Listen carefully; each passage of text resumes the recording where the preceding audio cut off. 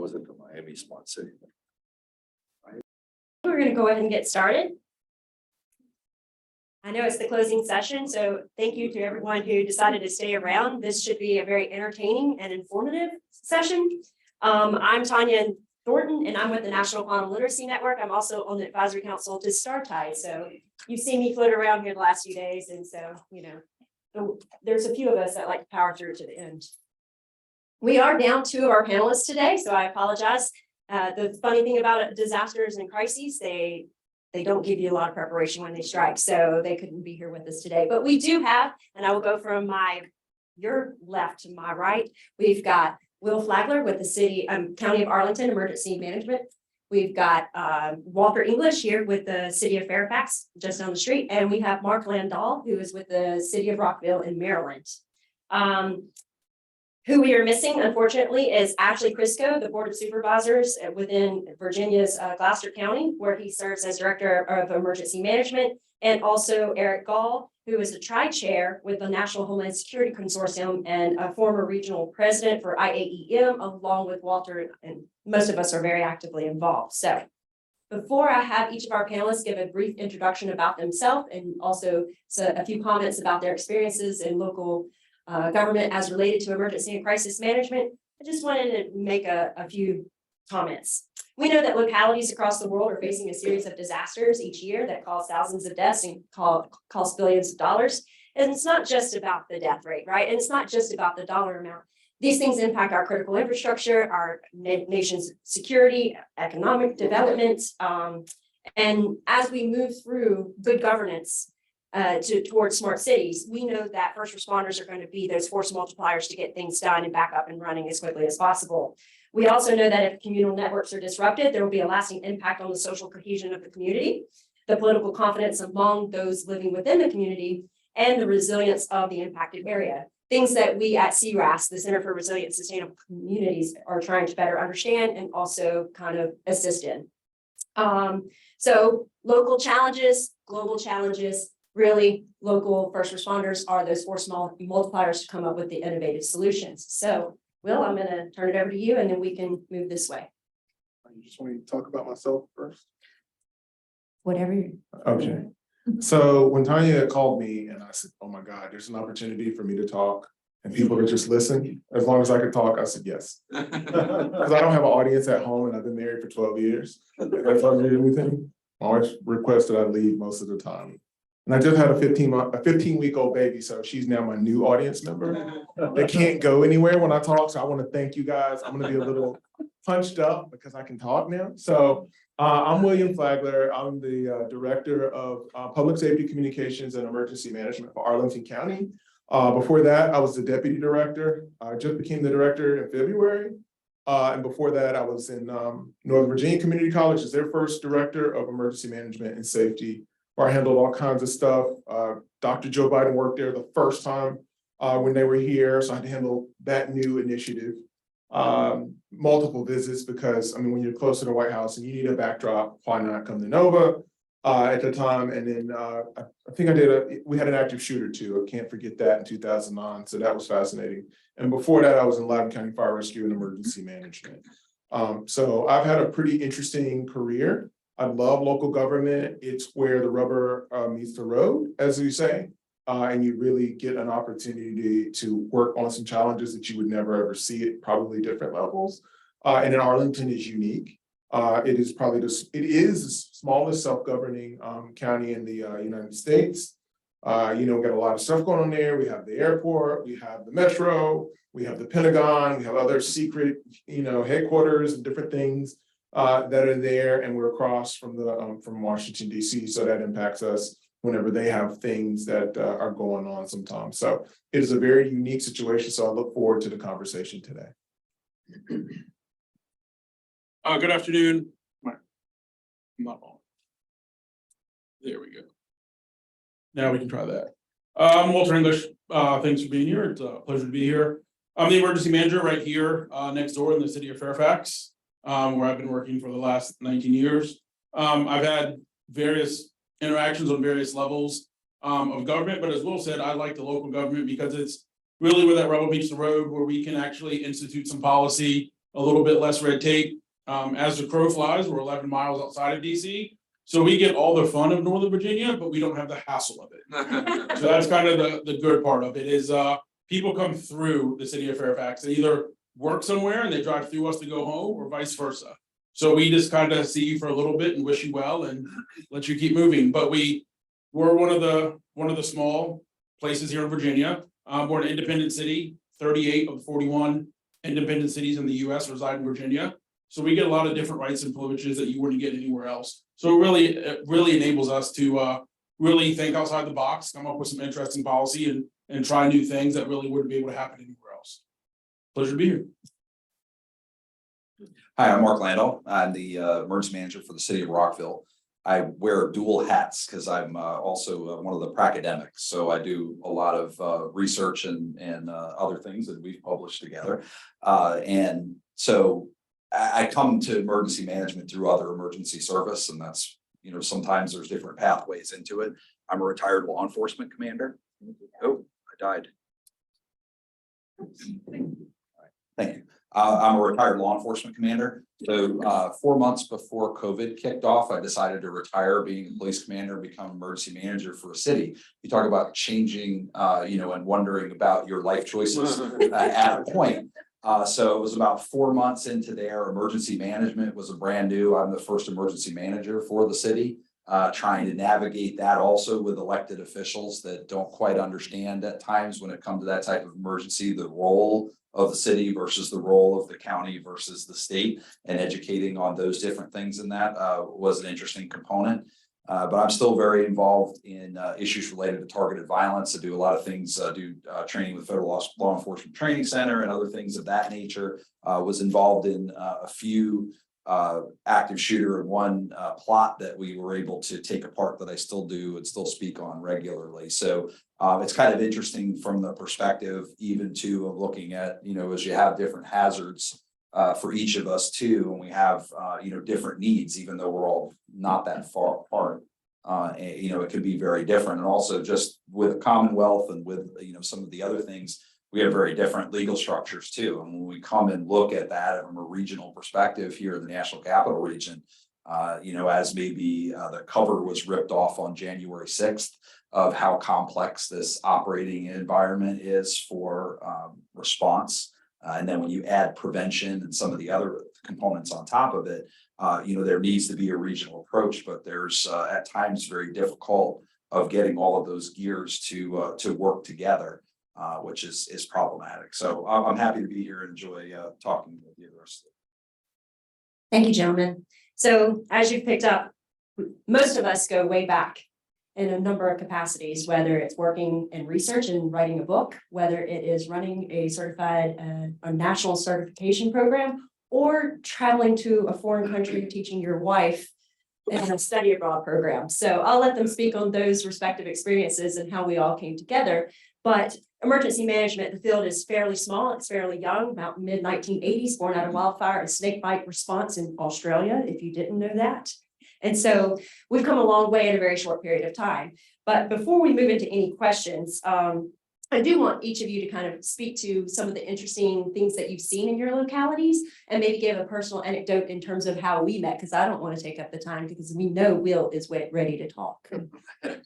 Okay, so Arlington, like I said, is a very small place, but if you look at the density, it's only places that probably have it are in different countries. It's 8,000 people per square mile. It's only 26 square miles. A good portion of that is obviously federal property. It's very, very difficult in to do certain things and to respond to certain things because we have so many police officers and so many things going on. So I remember one day I was at the Pentagon and they said, "Oh, we got like 16 other locations besides this building." We didn't know. And this was only a few years ago that they had 16 locations that they told us about. And then we started these conversations that we never had before about what a police response would look like. And this was as a result of some of the issues that we're having at some of their bases with some insider attacks and some other stuff that we had no idea. So you add in that, we have a major airport where most of your congressional leadership fly out of. all the time. And then you throw in that most of their staff live in Arlington, and a lot of those people and a lot of the agencies that run the United States government live in Arlington because it's close. So it is very difficult sometimes to do certain things because of it. And I always tell people the difference is I live in Fairfax County, I live in Western Fairfax County. And as you start to go away, you have a little bit different response of stuff from the people that live in the community. In Arlington, everybody knows everything because they run everything and they're close to it. Out where I live, you don't have that. You have a plumber that has an opinion. You have an electrician that has an opinion. So doing emergency management in a place, especially a COVID response, where half the people work, for the health agencies and everything else, and the Surgeon General is there and everything else. It is very, very different than probably a response in another place. So it is a very interesting situation. I was like, okay, it can't be that bad. It's only 26 going on. No. It is intense. And then the other biggest issue that we have is we have a churn rate that is really unreal. Most people, you don't have people moving in and out as much as you do in Arlington. And you guys can imagine what the big driver is, and it's whoever's in the White House. So every 4 years, depending on how that goes, you can have people moving out or you can have people moving in. And it's a lot of them. It's contractors, it's lobbyists, it's a lot of people, it's congressional people. It's always a churn, but it's very high whenever the total administration. So trying to do emergency management with our alert systems and anything else is quite difficult.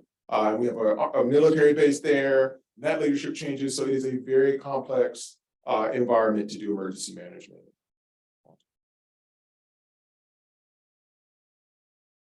I think just kind of building off what Will said here, really just Northern Virginia wide in the city of Fairfax is nobody actually really works where they live anymore. Like that's really a huge change. A lot of people, Northern Virginia itself is a big commuter area. And part of that is just the cost of living. As the cost of living rises, people have moved further out, but then they're still coming closer to DC to work. So it's a very transient population. Your population during the day can be very different than night. And then how do you reach them?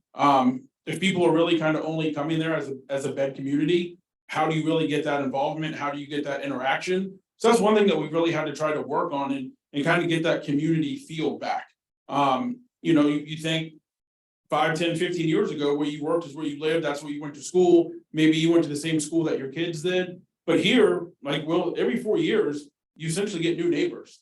And if there's a new contract that was lost and awarded to a new company, you're going to get a whole new set of people that you didn't expect. And it's things that people really don't think about. And they don't have any real value here or input. Like they know they're only going to be here a short time. So it's really hard to get people involved or really even work on that preparedness because their mind might be back where their house is. They might own a house that's in, we'll say Bloomington, Indiana, outside of IU, and they're not worried about what's here because they leave every weekend.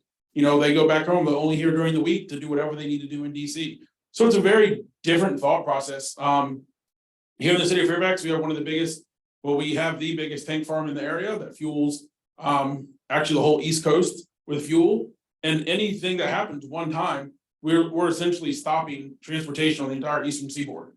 And so people have to realize that. So when we go to neighborhoods, we talk about evacuations or we talk about road infrastructure, just to keep things like that moving, there's more teaching and education than it is on what we really have because not so many people were around here or invested in here because they're only going to be here a short time.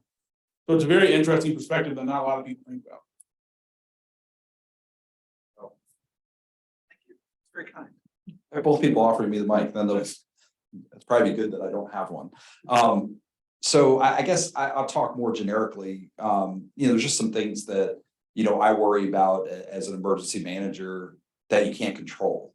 So many of the issues, like we got exposed, things that we didn't expect, right? And you have cascading failures, or you also have things that, before COVID, would we have thought that, there would be a toilet paper crisis, or that would be a thing? Would we think that food security, even though there are people working in that every day, we have people that have issues with access to food, but that would become, those type of things and those disasters, bring those things up where you start thinking about them. And then more recently for us in Montgomery County was a plane hanging in the wires. And you start thinking, down the line, and this is where I made, the PhD geek hat may go, but you get where these things, you start thinking about your community resilience. And you start thinking about the redundancies that you have. And if we go down the line, just some of these components, and this isn't political, but to think about from a resiliency perspective of how, there's a desire to get rid of natural gas. Well, if you have natural gas that people are fueling generators and other things at home, that's part of your resilience. You have vehicles that can be fueled, that if that electrical grid goes down, then what happens with all of these vehicles that are just EVs? And what does something like the snowstorm where there were people trapped on I-95 for 24 hours in freezing cold, what does that look like with EVs? Where the traditional idea of, we've always had tell people run your car 15 minutes every hour, make sure you keep your tailpipe clear. Well, that was the thing that I know, at least for us during Snowmageddon, for me when I was a police officer, we were tracking all of those folks of where they were and calling those people back to make sure they were okay because they were trapped on the roads. But my question is, what does that look like with an entire EV world? And how does that change response? How does that change things? And how are these things, as we do, are we taking away potentially redundancies that may cause other problems? And, and even when you get into that component, we're having a big debate about too, and you're seeing some of the things that are just coming back again of alerts about air quality and that versus people doing telework. And how does that fit with our climate adaptation of versus the economic development and the economic pressure that we have? I would tell you in the city of Rockville that there's a lot of pressure about it being the county seat and a lot of county and city workers on telework. And how that impacts businesses, how does that impact our climate, and how are all these things connected from a redundancy and other perspectives? So I think there's a lot there and a lot going on of thinking about, what do some of these societal changes, how do they impact how we look at emergency management or how we look at a community resilience? So. Thank you. Keeping along those same lines, Mark, sorry. That's okay. Given the uniqueness of COVID and the redundancy issue, the impact of not only cascading events, but compounding interest, if you will, in terms of those events, who do you think is the missing player in these conversations, particularly at the local level? Because we know how EOC should operate. Sometimes it goes according to plan, but we all know that the plan gets tossed. Who are we missing at that table to kind of highlight some of these out of the box innovative solutions? Well, obviously a lot of these things, if we look at some of, I guess, right, we've got a bunch of wicked problems in public safety that don't fall in any one silo, one of our silos of excellence that we have, right? And emergency management is supposed to be sort of that grease that breaks across those public safety barriers, whether we look at things like opioids and the fact that treatment fell into the private sector. So you could get firefighters, police officers, but then your treatment option was falling in the private sector. When you look at some of these other things about, electric power, water, you look at these other things that either they're separate authorities or they may not be government operations. And I can tell you like differently for other municipalities and even for Montgomery County, Maryland, large progressive county, they're not responsible for making water. And Montgomery County within most of the DC region is an authority that's not controlled by the county. But I can tell you in my little city that makes me different than the county in something that is not a responsibility. It's a government responsibility for us to provide water because we have there's only 2 water utilities outside of WSSC in Montgomery County, and we operate one of them. So it gives us a different profile of at least we're providing that infrastructure piece. But that's a core lifeline that you're looking at, and we may not control it as the government. And really with any of these things, 911 doesn't work without the private sector to get that there, whatever the carrier is, and that doesn't get there, and that's not maybe government regulated, but it's not government controlled. So, pass my comments. Yeah, I would say a position that we actually have that we've talked about and we've tried it out a couple times is we actually call it a public-private partnership liaison, or like our resiliency officer. That's a liaison. Because for us, we have so many third-party private entities that we rely on, or they rely on us as city government. So we need that person that can actually go back and talk with them. And where we really got that from was we used to have a resident that lived in the city who was an emergency manager for John Deere.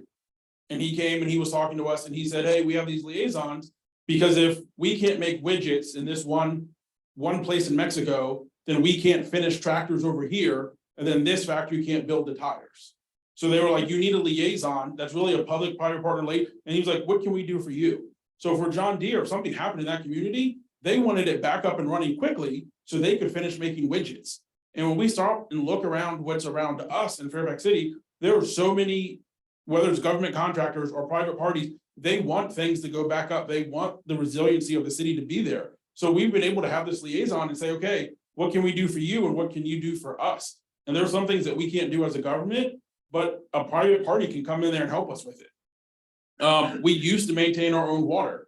I guess it's 5 years ago by now, 6 years ago, we actually sold our water treatment facility in Loudoun County. And we now, city residents now get water from Fairfax Water, which is now a private third-party vendor. There's many things that happened. One of the biggest Verizon switches comes through Fairfax City in a little building that people don't even know is there. So when something happens, we work with Verizon, and let me tell you, that's one of the first roads that gets plowed. Because if it goes down, 911 in all of Northern Virginia goes down. So there's many things that we've been able to actually work. So something that we thought about that's really like this resiliency person. You know, how can they work with these private partners? What is their interest? How do the interests align with our interest? And how can we work together? So it's not really an everyday position that you would see in an EOC, but it's really how do we better partner? And we need to partner more when that disaster happens. So that's kind of a position that we thought outside the box to try to bring in. If I could before Will, but they, you know, in some of these things too, of seeing how these things fit together, right? We have government fads that we develop things. So, you know, we have a sustainability office, then we have a resilience office, then we have emergency management, and you start looking and saying, you know, how do you manage all of these things, and what's the governance of all of these functions in a municipality, in a city, in a county, and if they are disparate, you know, for me, we don't have a resiliency office, and a lot of places do, of how does a resiliency, what's the role of a resiliency person versus an emergency management director versus a sustainability coordinator, and where do these things come together? For us, sustainability is in DPW, right? And it's an interesting, at least from a higher government order and government governance perspective of where these things fall. Sorry. So for us, I like to tie it all up is the same thing. We created a thing called Friends of OEM, Friends of the Office of Emergency Management, and it was all of our disparate government buddies, like, because we have a State Department training facility, National Guard headquarters, and they all have separate conversations. National Guard ran separately than the Pentagon, and they're all like asking us to do stuff, and then we brought in the private sector stuff. I never had anybody say, we want to give you 3 hotels until COVID. And they didn't call us directly because they didn't know how to get in contact with us. They went to our economic development office. And then they said, we want to give you some hotels because they're not making any money. And we turned them obviously into a quarantine hotel for people. We moved a lot of our people who have who are unhoused. We moved them there. We moved county employees in there who were in public safety who couldn't quarantine from their families. So there were 3 different hotels that were being used. But we had no idea that they even needed, they could have gave it to us weeks before. We had no idea. So one of the things that we're working on, which we've been working on for many, many years, and I blame the current director and deputy director, me, for not making it happen, is a BEOC, or Business Emergency Operations Center, where we just, because they don't need to hear all the stuff that happens in EEOC, and some of the stuff in EEOC you can't get out to a private sector. So BEOC can tie all of this up together. We have a thing, bring them all together, say what resources can you provide? Because as you've heard, most critical infrastructure in the United States is privately held. And like most of the spaces I would need after almost anything, a church, for instance, would they be able to do stuff for me? Or some other place, a hotel lobby, or something else that's privately held would be able to give me a resource that I can't get my hands on, but they don't know about it. And it's hard to get into those different things because their turnover is different, the communication channels is different. So for me, I do agree with the theme that we do it like that, but I think tying it together in the BEOC concept would be really, really innovative. And it's happening already, so I just need to do it. No, these are great comments. You know, given my background, I was once here at George Mason University in the Schar School of Policy and Government, and I ran the Emergency Management Homeland Security graduate certificate. And the one thing I noticed about the EOC here at the university, they didn't actually utilize one of the top 5 programs in the entire country to actually inform their own EOC. And I'm like, you have experts right here. Why not utilize them? And so I started seeing this need for an integrator, right? Someone that can help manage these relationships, but not just manage them, find the holes, stitch it together, if you will, even if it takes, hope on a shoestring. But at the same time, I saw this time and time again, even before I came to George Mason. And so I always see these gaps from different perspectives. And so, looking at a network analysis and thinking about running it with the public-private partnership, to have friends of OEM, to including, those industries in your own backyard that need to be up and running, that serve some of those critical infrastructure pieces that we often we miss. And so that kind of leads me into another question. Speaking of critical infrastructure in the 4 major areas, which are water, transportation, communication, and energy, right? If water goes down, another goes down. If the other goes down, it impacts the others. And being that we're in Northern Virginia and 70% of the internet traffic flows through this area in the entire world. And if you live in Arlington County and or DC, you have 24 hours of water. Arlington County, you have 3 days of food, should things go to hell, let's just say it. What are you seeing the next big challenge in your own personal, like your professional, personal roles as related to emergency management that you fear that are coming down the pipeline, whether it be gas or otherwise? For me, like what you just said, a lot of us didn't realize about our supply challenges until a few years ago. Nobody in the world knew that once the world or certain things stops coming from China or different places, your entire world was impacted until you're in emergency management and you have to buy masks that everybody else wants to buy, and you have to buy sanitizer that everybody else has to buy from the same time. And I remember one of the elected officials said, make sure you get our masks that are American made. I'm like, where would I get those from? It was just like that simple. Like everything was coming from China. I mean, things were showing up in Chinese. We're talking to people in different places. I think one of the biggest issues is going to be trying to figure that out. The supply chain situation is going to impact us all. There's nothing you can do to store enough stuff. And in major cities, even fuel. Most major cities only have 3 to 7 days worth of fuel left. And it is what it is. And so I don't know how you fix that. I mean, luckily I know Walter has a, fuel depot over here. We might be okay, if I make a phone call, but it's stuff like that that really bothers me. And how do you plan for that? Like, it's a lot of money. So emergency management is not the best thing in local government because we don't make any money for anybody. We just ask for money. We ask for money to pay for somebody to write a plan. We ask for money to make sure that we can have training. We spend a lot of money when we open up the EOC. If it's not a federally declared event, you don't get any money back. We are just basically the leech of local government. We're taking it away. And it's hard when you have that to say, let me give you more money to make sure that we're okay, versus giving a police officer more money to get up more bullets, which you can understand he needs more bullets, or the fire department, which I used to be a part of, and Walter too. Nobody says no to anybody in the fire department. We need the biggest truck with the most amount of water. And then they'll say, well, how many fires do you put out? Well, we put out 2 this year, but we still need a $500,000 truck to keep doing it. Yes. But when you come to emergency management, it's a different conversation. So for me, it's marrying up the resources with the hazards and the different threats that we need to plan for and respond to and recover from. That is our biggest challenge in emergency management, as I see it. I would say, even though you mentioned communications, that's still one of my biggest concerns. Now I think we're more reliant on communications than we've ever been before. And if you go to any other bus stop and you take a kid's phone away and you say, call your parents, they don't know their number. Like, they're reliant on cell phones. In schools now, they don't read books. Nobody's going to the library. Everything is done off of their iPad or their computer. And that's all based off of the internet. And, nobody has home phones anymore. So one of the things we say, if something happens, we're going to send out an alert. Well, I mean, we do evacuations in DC every day between 4 and 6 o'clock. We move 1 million people. And let me tell you, every single day, we're going to have telecom issues. That's one of the biggest concerns I think that we have. And And most people that come in and out of DC also have 2 cell phones, right? That's not uncommon now to see people with 2 and 3 phones, depending upon, right?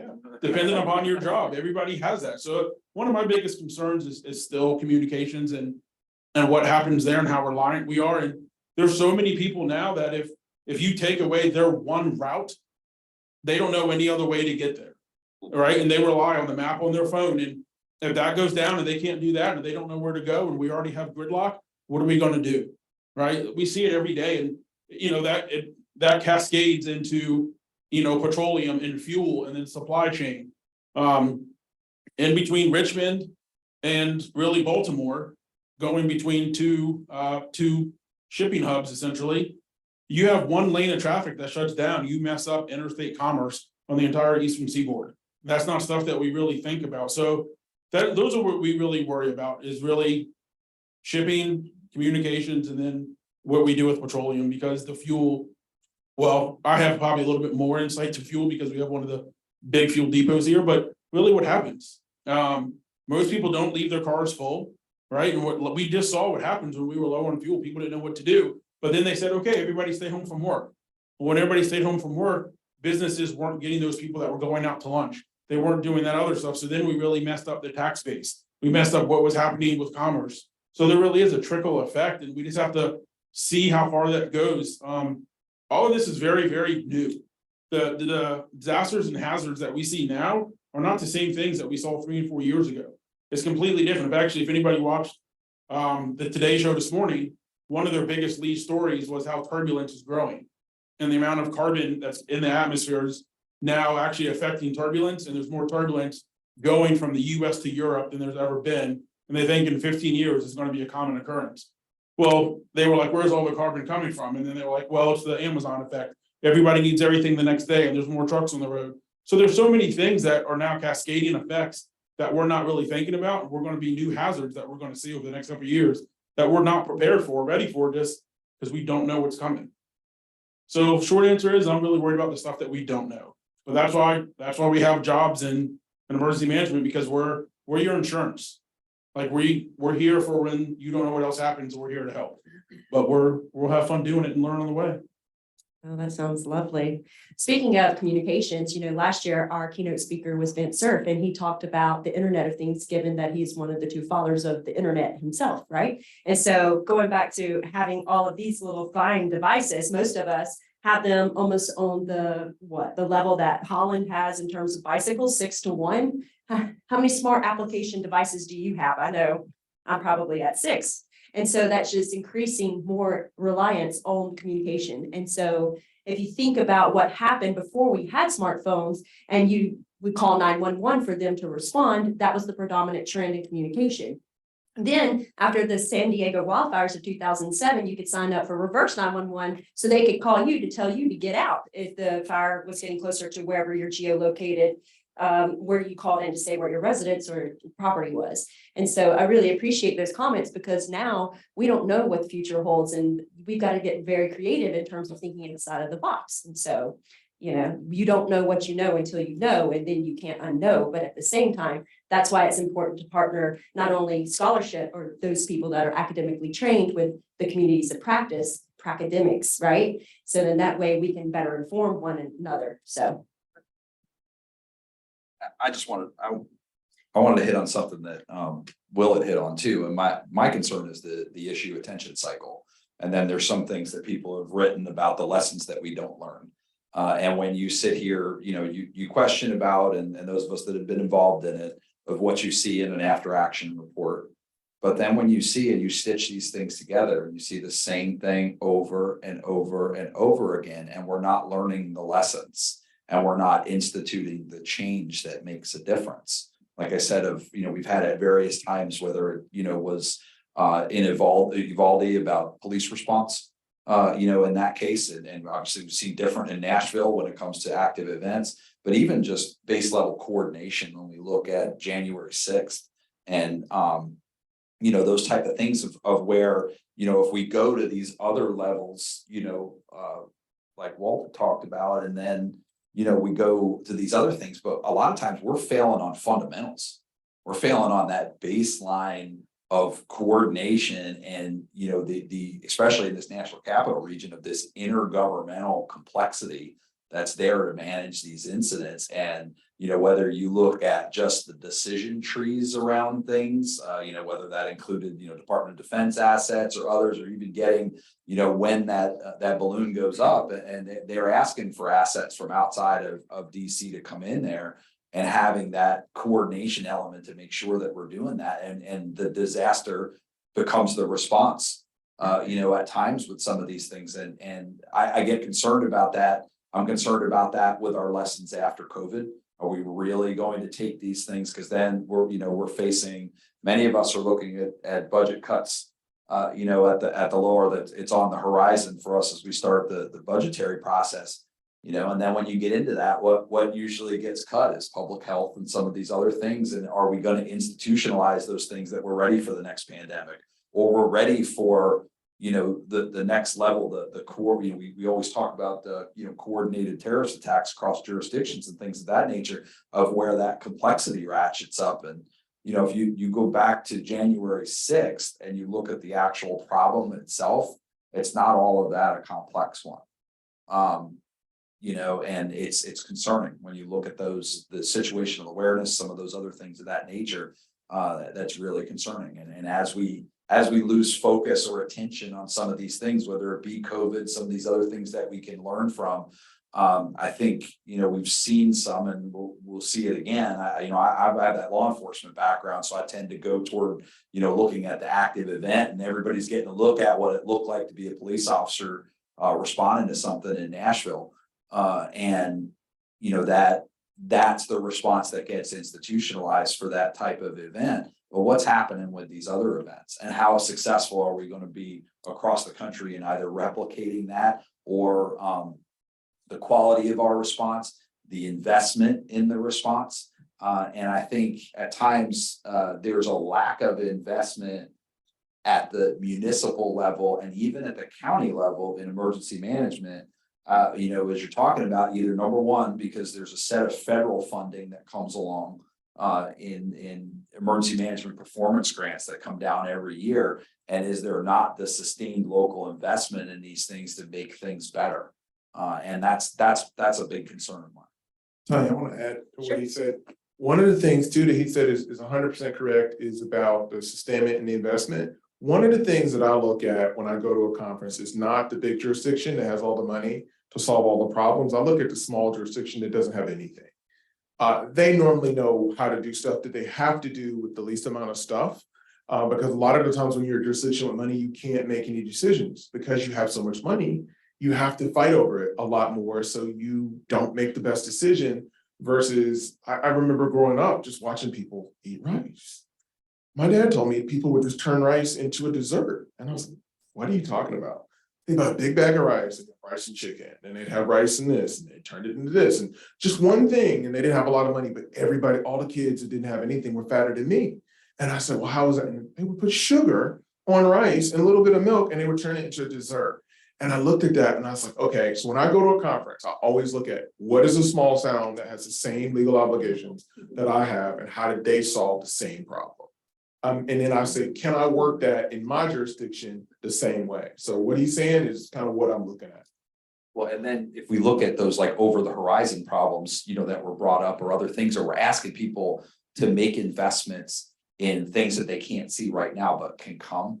But you look at that versus, are you going to make that investment in dealing with the opioid problem that's right in front of you that you can see? And you've got, you know, our elected officials have to make decisions around those things. And you're asking as emergency management, say, hey, you know, we want to spend some money and plan for the internet not working. And what does that look like for our community and those other things like that? And they've got to make a decision and say, I can see this problem right in front of me. I can see that we have a recruitment and retention problem with policing. I can see we can't hire firefighters. I can see those things. You know, he's got responsibility for 911 operation too, which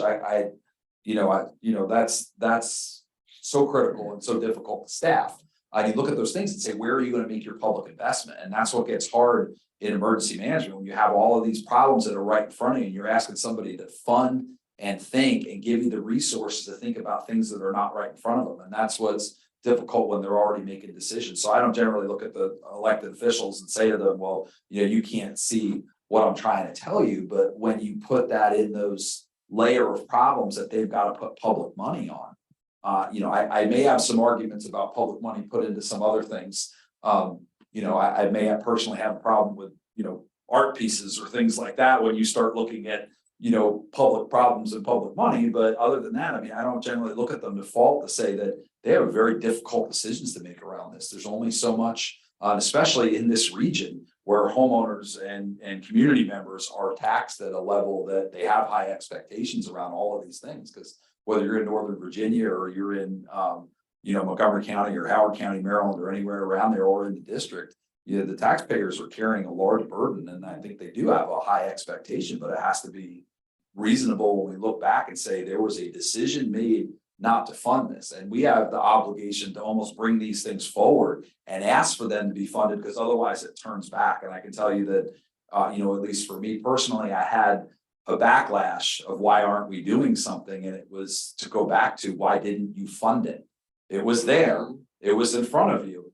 I can't do anything without these resources to do this. And it's difficult that, right, in government, you don't end up playing the CYA game, but you're at the end where it's like, you're going to come back to me and say, why didn't you foresee this?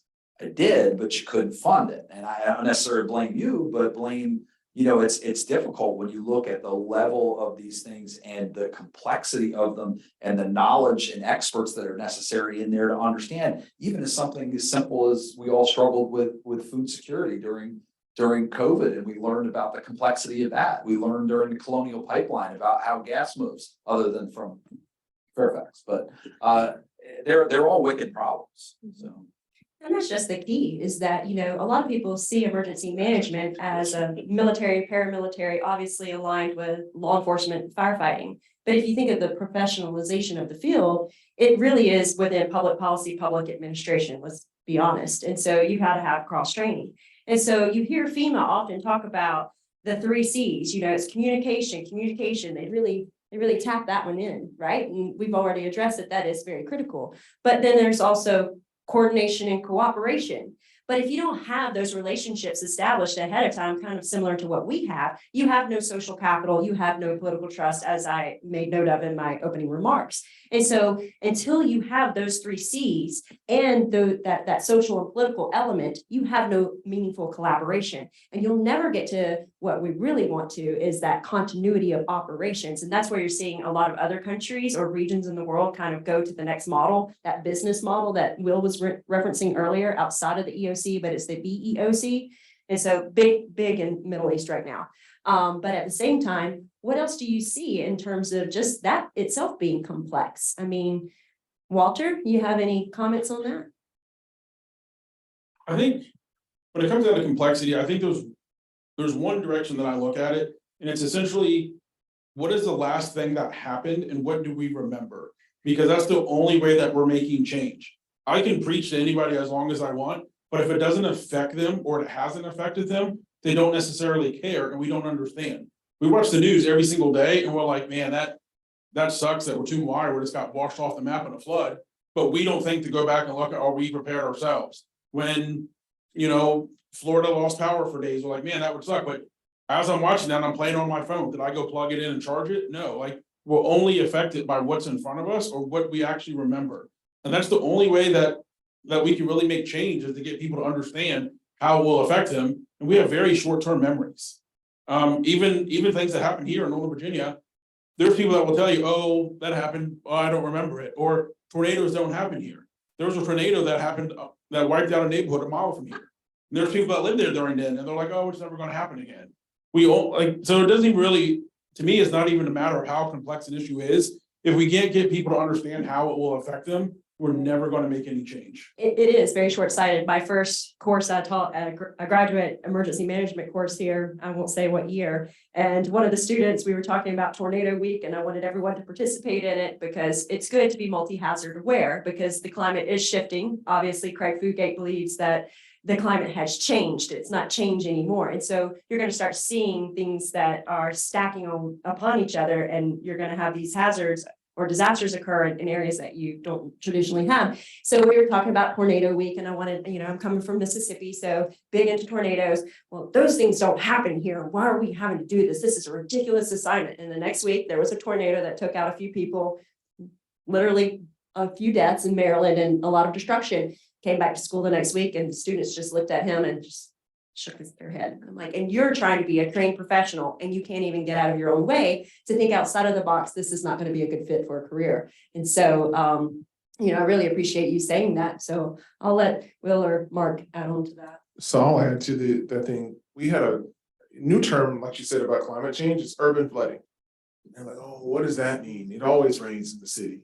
Well, you have to then marry up the zoning situation with it. That's what's creating it. In Houston, they had almost no zoning laws whatsoever. So you start to look at it, and we had a situation in Arlington where we reduced the amount of, or we increased the amount of impervious surfaces by like unbelievable numbers. So you take a house in Arlington that it used to be 1,200 square feet, it had a yard, and the rain would go into it and be soaked up. And you say, you know what, I don't want this house anymore.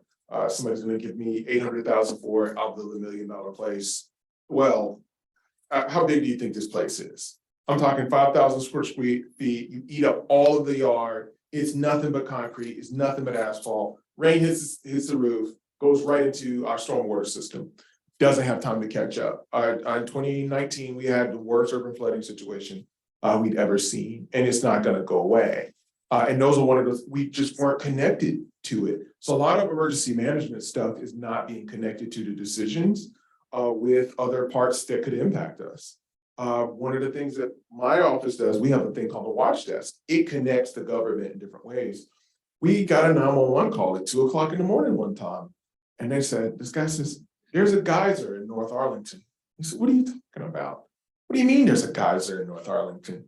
All right, let's dispatch a police officer up there. Police officer goes up. Yep, there's a geyser in North Arlington. Let's call our public works people. We obviously have a water main break. We had no idea it was like a 36-inch water main. We had to do our first water boil notice, had to shut down all the businesses, all the schools in one half of the place. Some of the federal facilities had to be cut off, but nobody knew because nobody was putting the dots together. We think Public Works may have known, but they didn't tell anybody. So these are the things that like really are in the horizon. It's just making sure that we connected us before, during, and after. And then, like he says, the memory is the biggest issue. We know now that that is something that we have to pay attention to, and we're trying to do something now where we're creating something called a situational awareness center, where we have Public Works in that room, where we have our Homeland Security unit in that room, where we have our high threat unit in that room, and some of our specialty units in that room. So when we heard something, and then we can all start to talk and plan and respond. So I agree completely with Walter. And for me, I see, at least we're building our first emergency operations center, and I see that more as an operations center, because if it's not stood up and connected with all parts of your government right from the beginning, I don't find as much value in it to me, and I'm hoping that will be. But when we talk about local investment, I'm it for my jurisdiction in emergency management. So I was an operations person. So mine was 2 is 1, 1 is none. So I have told the elected officials, you have 1, which is none. Because I'm available. I told them that I do not live in the city of Rockville, which is unfortunate. I wish I could, but it's as same thing we do. Salaries don't keep up with the in the public sector in the jurisdiction where you live. But at the same time, it's a challenge to have that, because I have to look at it, and there's been a lot of backlash on me trying to protect this function of that. This is the coordinating function. And there was a lot of, when I arrived as the emergency manager in the city of Rockville, the first thing I heard was, oh, great, you're here now. We're going to have fire drills. I was like, well, I'm confused, because I see a fire marshal's office on the chart, and why wouldn't that be? But that was the perception of what emergency management is going to be. We haven't done fire drills in years in our facilities. Well, and you're not compliant with OSHA. So we'll start with that, and that has nothing to do with emergency management, but that perception of what it is and what it's supposed to do is what I've been fighting a lot of. I talked about that during COVID. And I had an unfortunate exchange with an elected official that ended up being rather public, and I'd been around government long enough not to get stomped on. But it was, not understanding our role of you have no plan to deal with the nursing homes. We have a high population of nursing homes in our city. We have no regulatory authority, no anything over these facilities. While that's unfortunate, the city's role is advocacy with those groups that do, which is the state and the county. And I ended up telling the public official that, in fact, I do have a plan, which is I was going to gather up all the nurses and doctors that work for the city of Rockville, and I was going to take them to the nursing homes. And they said, we don't have any nurses and doctors that work for the city of Rockville. And I said, bingo. Because we, understanding what the role is and what the function is, and that those were, as I said, those portions of I was screaming, just give me a police car. Put me back in the beat, give me a team. Let me go back in the field. But it's challenging about, even for everyone too, of understanding what emergency management is, and then even what the authorities are. Because generally residents just see government. They don't see the division between the city, the county, between the other things. They want to see things done. And they also, I don't want to give a resident an answer that you need to call the county either. And I know, our government is set up not for efficiency at the end of the day. So with those divisions and those things, it creates those cracks and creates those pieces where coordination becomes difficult. Use the example before, but it was very interesting, at least from the COVID perspective. And I don't know if you were on the joint emergency managers and public health officers call at the beginning of COVID, and all of the health officers, right? You've got all of these authorities across the national capital region, being the district, being the states, being the counties, and they say, we are going to be in lockstep about recommendations. We're going to be in lockstep. And you were here where, right, at any given time at the height of COVID, within 15 minutes, you could have completely different masking requirements or none. You could have everything under the sun, and everybody looked at government. And, that was the time where I looked at government and just said, this is ridiculous, because you inserted politics into certain things. And then while there was every good intention, those health officers, emergency managers, a lot of us got chewed up in this too, just the exhaustion and the never ending disaster of which many of us were pulled right next to our CAOs to make a lot of decisions during that with little information that a lot of others weren't, and that it just didn't stop. And it for me, it was very interesting. Just I remember that, and I remember, unfortunately, that it's on mute while Dr. Gales, our health officer, was talking at that time, and then we're all in lockstep, and I was just like, yeah, right. As soon as the politics get involved, and obviously here in Virginia, you had, governor and school boards. In Maryland, we had, the governor gave authority to the county executives, then took authority away from the county executives. They had to use other means. There were existing to set up, there's existing law about setting up boards of health in counties, which they did, and county councils acted as boards of health. And there were all of these legal things that just, when you look at that and you talk about coordination, and I would hope it was one of those things where the academic in me was like, oh, this is great. You get all these people about where they wanted to start and where government ended you up once politics got inserted in it. But it was not an easy, and I did it. People that we talk about this area where people worked in the district, but they live in Montgomery County. They work here, and they're passing through 3 or 4 different regulations around what they're supposed to do in the same emergency. Ridiculous. And it looks at it, we were, it was a very, very difficult place to be in when people were calling. And if you got a resident and somebody saying, what the heck am I don't even know where I am. What am I supposed to do? you know, because it got the folly of government at that one point in this region, particularly just with the states, the localities, the school boards, everybody that had a political stake of control. It was an absolute circus, I think would probably be the best way to describe it. Thank you, gentlemen. I appreciate the remarks. We're going to open it up for a moderated Q&A. I guess I'm gonna migrate. Okay. Sure. Whatever makes you happy. Did you second? Actually, my question is, 20, 25 years ago, maybe longer than that, the community emergency response teams, the CERTs, were quite popular. In Santa Clara County, California, where I live, they provide free training for that. And I understand that's pretty unique. But I'm curious on what role do you see CERTs taking on today? What role should they take on? And what's the gap between the two? And what's your proposed solution in bridging that gap? So in Arlington, we have a very active CERT. I actually have a CERT person that manages the CERT out of my office, 2 people actually. They were vital for us during COVID.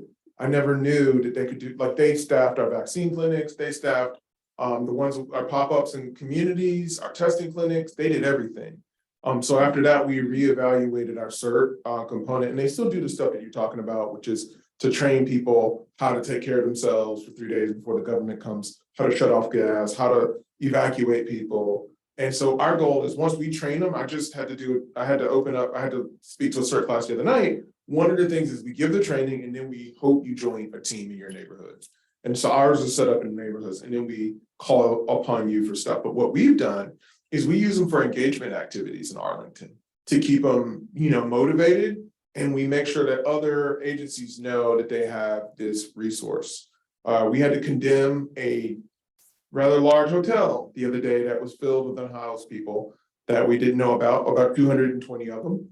And we brought out the CERT team and they managed helping with logistics and operations and supporting the public safety apparatus. So that's how we keep them engaged. But yeah, CERT is only one part of it because in this area, to have 5 minutes to go to a CERT class is almost impossible, especially if you work in DC and you have to go to Centerville where I live.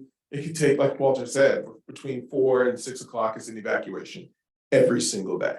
And that's why you're losing people in volunteer fire departments around here. And because if it's not actually a main thing that you have to do, optional things are not going to be on the table for most people. And CERT for some people is optional. So we have to do different ways to engage the public and build them up to saying this CERT thing is going to be important. So what we've done too is there's a class that we empowered them to teach. It's called Until Help Arrives.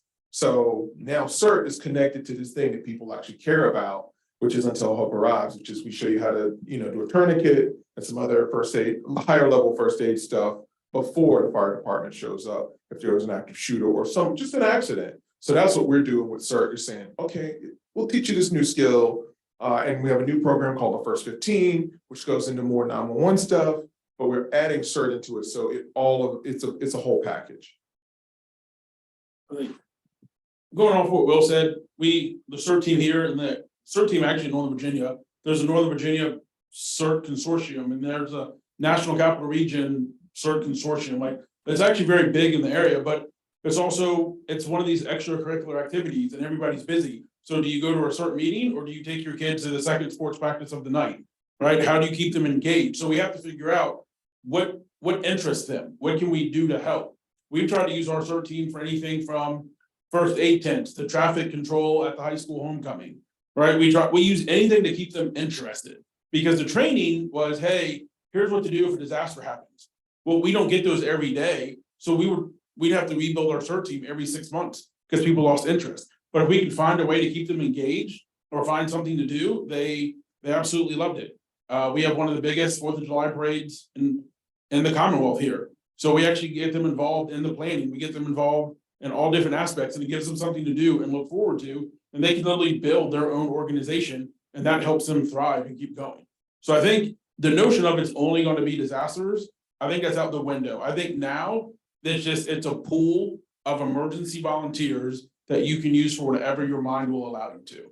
And as long as you can have that open mind about it, and they're trained volunteers, they're trained affiliated volunteers, you can do anything you want with them. You throw in background checks, you can throw them into many things here in the Northern Virginia area.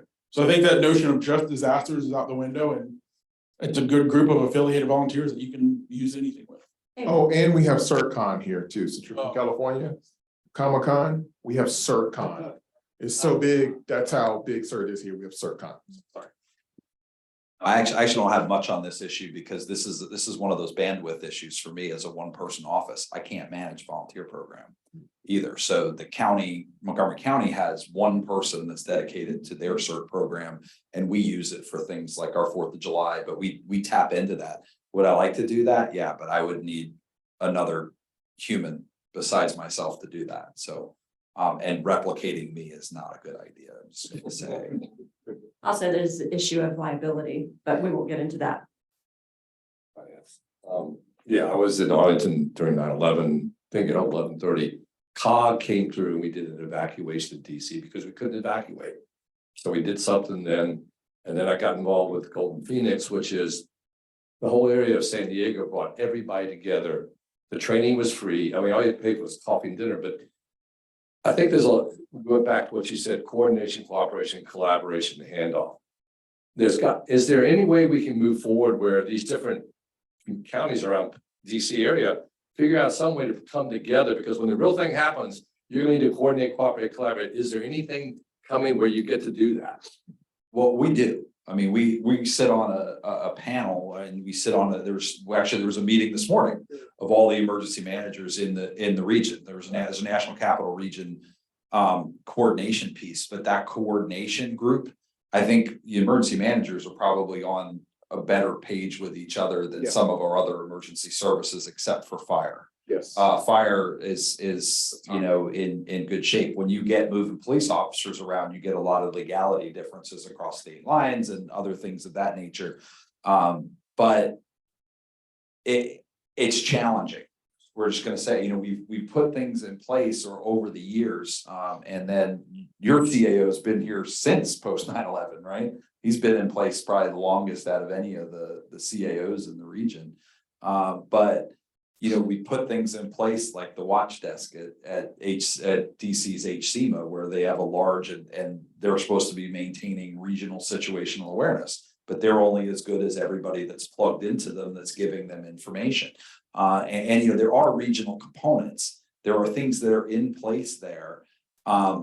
But also even some of those coordination elements, whether some of the regional coordination plans that we've written, whether they end up followed, and how those things go, because sometimes they're still not following, the protocol, because there's a call from one governor to the other, or there's a call from one local jurisdiction to another that leaves some of those other components out, because there are processes to move some of these items, and a lot of those things are happening outside of those windows. And I think, he's been in it longer from this. I'm a cop, so I will go. I'm an emergency manager now. I have the credentials for it, but I still, at the end of the day, I think like a police officer. So that's never going to go away.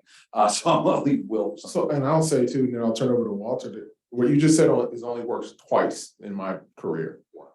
We are really good at having a conference call about snow.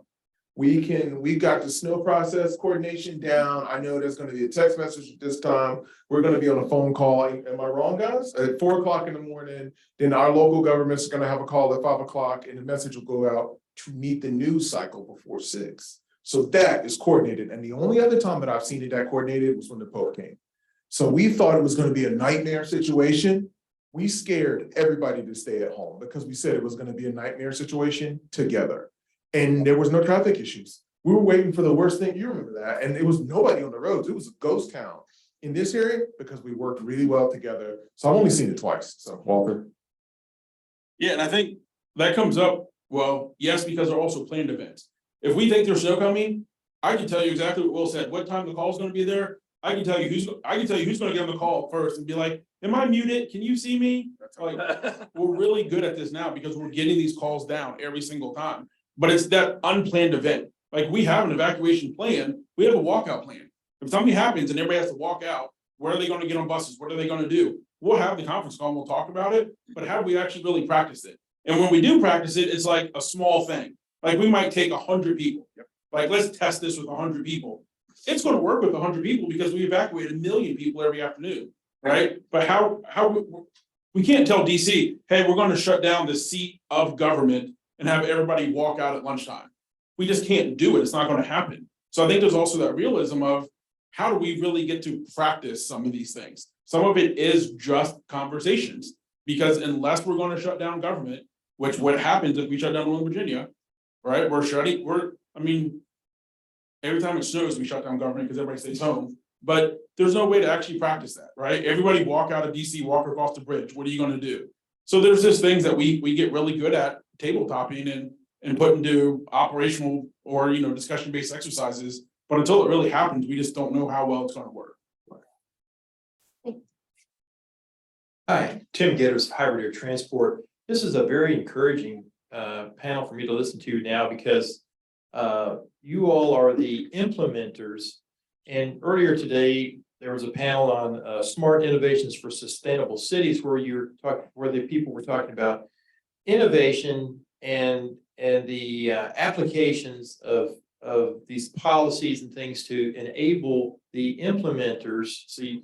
So the innovation implementation seems to go together so that this sort of a meeting with your follow-up, or the people that are watching online can follow these two today and get a lot of insight.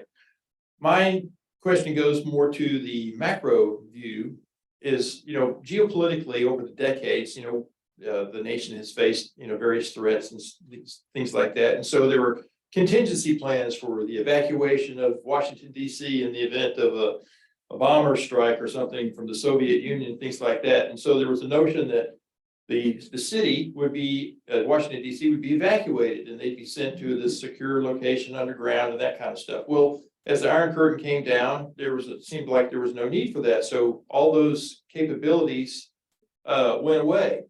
And similarly, there was the notion that, well, we're in this post-Cold War era and we're not going to have this conflicts in Eastern Europe. We don't really have to worry about things like that anymore. So the notion was that this ISR program called the J-Lens at Aberdeen was supposed to be a missile targeting system to protect Washington, D.C. and New York City. And once that thing failed, a $3 billion program failed and it wasn't put back up. Now we're in a situation where, oh my goodness, we've got these threats coming at us from a geopolitical standpoint. Is there currently a plan in place for the evacuation of the Washington, D.C., Fairfax, Arlington area in the event of greater threats, or are we back at square one again, where that has to be invented in ways of evacuation?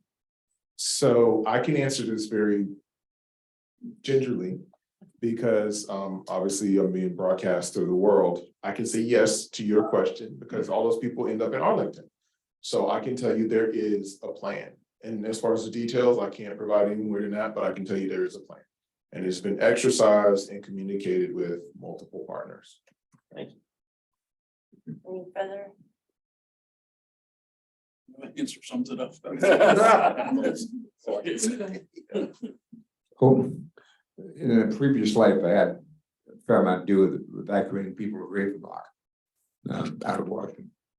And one of the things that bothered me about that was you got this very secure facility and there was no consideration about the families left behind.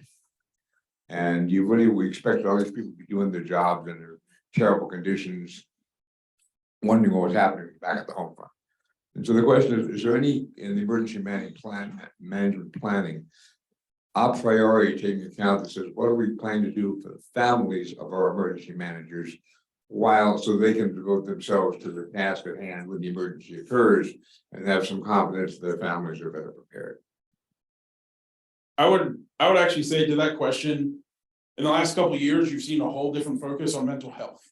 And the focus on mental health is also that aspect of, can you focus on your job here if you're worried about something at home? And it's taken us a long time to get there. For a while, it was your job is your job, that's your focus, don't worry about your family. That's gone away now because we looked at mental health in its totality. you can't do your job if you're worried about other things. You can't do your job a second time if you're suffering from PTSD from the first time that you might have done something. So there's a different focus. So are we really focusing on what's happening with your family at home? We might not be, but there's training that gets you to think about it. There's training to get you how to, I won't say compartmentalize, but there's training to get you to be able to work past what happens now to focus the next time, or focus now and not worry about your family. But one thing is, when we teach preparedness, we're some of the worst ones, right? Doctors make the worst patients, emergency managers are the worst prepared. We don't prepare. Like, if we prepared our family, we shouldn't have to worry about what's happening, but we know that's not happening. But I think the landscape has really changed in the last few years, and really even since January 6th. You know, there's been people that have been speaking out about, hey, I was at work and I did this, or I was in DC and now this happened and I was worried about my family. So at least locally, the mindset of worrying about your family and making sure your family is okay is something that's kind of on the normal landscape now. I wrote some things about that very issue. So, and actually one of them ended up as legislation. So it didn't become law, but it was put in. So there's some of my work that I did around that issue in the congressional record. So at least I take that for the ultimate academic, top of the heap there. It's a concern, and we had that concern around for many years, especially with police officers around, let's say, COVID was a little bit different, but if we had around, let's say, a bioterror attack with something that was, but we've all had the family issue because, as Will said, during COVID, we were looking at sheltering responders away from their families. So there was consideration around families, even with COVID. So those things are fresh on the mind, but you get some of those, some different scenarios with an evacuation and other things like that around resources that, there are still questions about that component. But there were a lot of discussions, even too, when there was scarcity of vaccine about whether responders and their families should be ones to get it so that they go to work and they can come home and everybody that's home is protected from them while they're doing their job. One of the things about COVID, if we even project that over a fatality rate around, let's say, like SARS or something like that, where you would look at, potentially 10 times the lethality, you may have a different component about whether people will report. And there's some misconceptions about people reporting for duty, which generally people report. They report even when, some research that was done, even at the height of SARS, when most of the people that were getting infected were healthcare workers that were intubating and unintubating people, and they were having their colleagues with it and their colleagues dying. People showed up because we choose our roles. For the most part, you choose to be a police officer, you choose to be a firefighter, you choose to be a doctor, you choose those things, and you show up for the people that are around you. And I remember doing training, with police officers at times, post 9/11, talking about WMD response and deputies, or, having deputies callously say or whatever, well, you can come pick up the car, I'm not coming to work. Well, research tells us they're coming to work. There was some research done, we talk about politicization of research, intelligence, other things of that nature. But there was some research done in the 70s and early 80s that said that if there were nuclear power meltdown and around nuclear plants, that police officers weren't going to show up to work.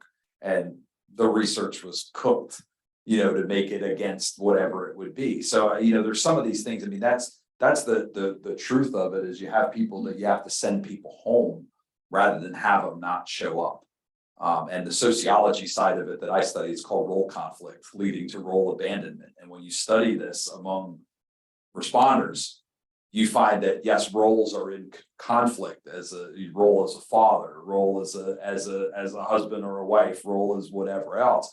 But that also these other roles that you have drop off, the little league coach, the whatever, all these other things of that nature. And there's an expectation that these roles are going to come into conflict. And that's part of the wellness that talking about, of understanding the role that people are in. And I had a conversation, I had an interesting, right after 9/11, one of our public health officer who's still in place in Frederick County, and she's just absolutely wonderful.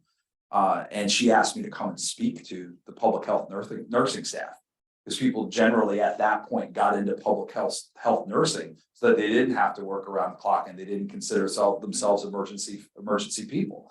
So I remember, and I think it was HSPD 5 that came out post 9/11 that said these are all responders, including public health. So I got up on the stage and welcomed them to being public health, or I welcomed them to being, critical emergency responders as defined, and you could feel the air suck out of the room. And she wanted me to be able to do that with her to follow with the expectation, but I went in and did that. And it was kind of interesting because it's like these folks got into it, not realizing that they're part of an emergency component, and at the time, that's how public health was oriented. It's much different now. I want to add something to that, only because you see the same phenomenon with the intelligence gathering community, that you think you're going to go into it as a spy, and really most of the work is, as an analyst, and it's not as glamorous as you might think it is. And I think that that's a misconception in the field of emergency management, because it truly is public service motivation. And so you have to have that higher calling, because you're going to face that role conflict. And yeah. Sorry. Anybody else? Any other comments? I thought that we talked a lot about, you talked earlier about communication, coordination, and trust.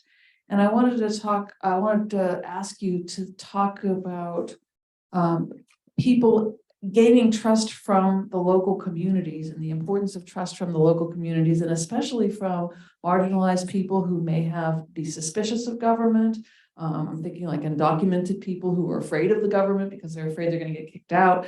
How do you manage emergencies with people who may have a distrust of the government?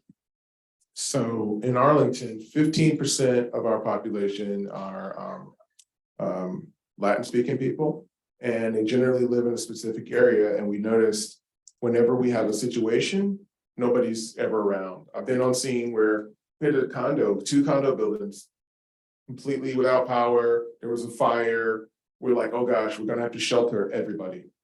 Nobody. They took care of it themselves. And one of the things that I learned in my international travels was that the police don't do the same thing in America that they do in other countries. And so we would show up in the typical emergency management outfit, what he has on, polo shirt, tactical pants, and say, I'm here from the government to help you. And people would not like that. So one of the things that we've done in Arlington is we've created a resiliency group, which is based in the community. We just started it. It's called CART. Don't ask me what the acronym is right now, but it's on our website. But one of the other things that we've done too is partner with community organizations that they already have trust with. It's a lot easier to do that. They'll never trust us. The people in these organizations will never trust us. They already are entrusting the other people. We have a food bank called the Arlington, it's called AFAC, Arlington Food Assistance Center. We did not know this, but they get like thousands of people a week in there that only speak Spanish. And we're like, well, can we put stuff up in Spanish on these TV screens? They were like, yes. Can we come down? Can we send people down here to do this? Yes. And then they said, oh, we have a email distribution list. It's about 30,000 people. We would never get those emails. Then we found out about a WhatsApp group that they have. We would never know that. So those are some of the things that I would spend my energy on, is connecting with the groups that already have trust, because you're still government and you don't understand until you go to another country. Some of the Latin countries, I've literally seen a police officer walk up to a vendor and demand his payment for the day for you being on the beach selling stuff. And that's where you're coming from. My wife is from a different country. When she got here, she didn't have a license. She said to me, "No, you got to get a license." Her response was, "Who do I have to pay?"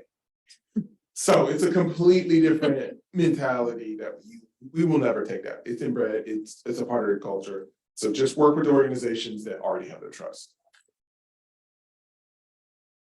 Yeah, I would, I can't even think something of somewhere in the 20s of disaster responses that I've been on, whether in the United States or in other countries. And I will say one of the things when I was actually in South America is they went to a local church.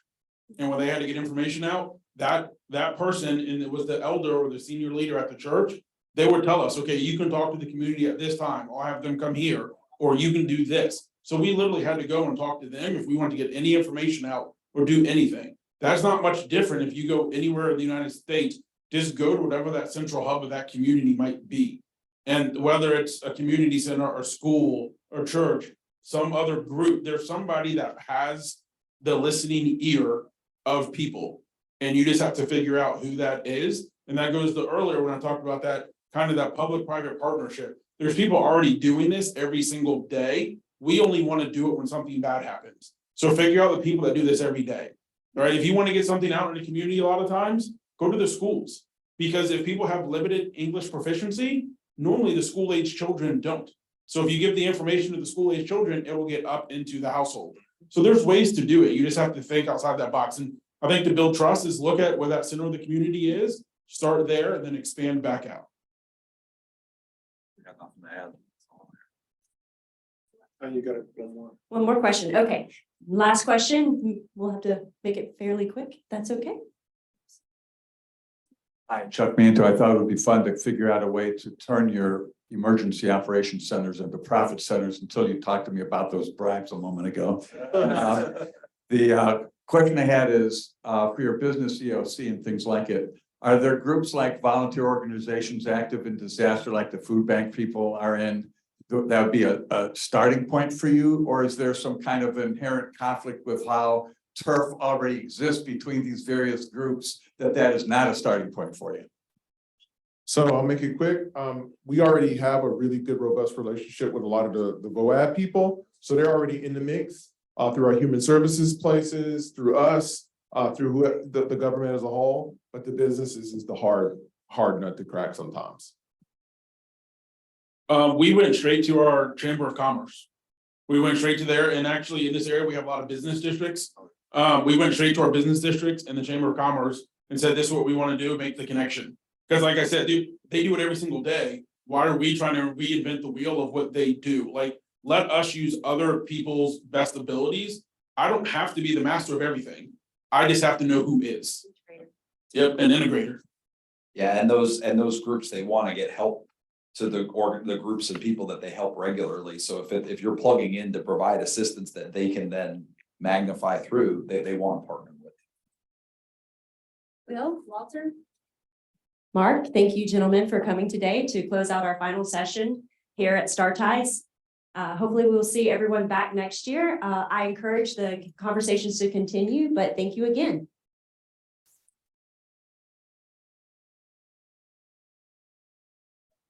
You clear? Are we no longer live? No, hold on. We're about to be clear. Thank you very much.